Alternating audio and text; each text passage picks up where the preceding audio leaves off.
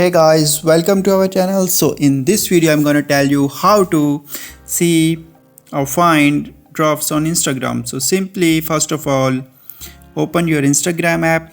So here you can see this is our main Instagram app.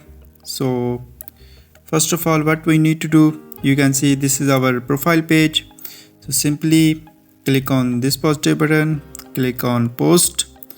So first of all we need to go to gallery and simply click on this button. Now click on next.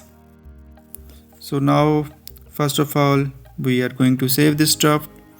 So click on save draft. So now how to find this saved draft? So simply you can see this is our profile page. What you need to do, click on home page. After when you click on home page, click on the right top corner on this plus button. So simply here you can find the drafts option. So we have already saved many drafts. So in this way you can find drafts on Instagram.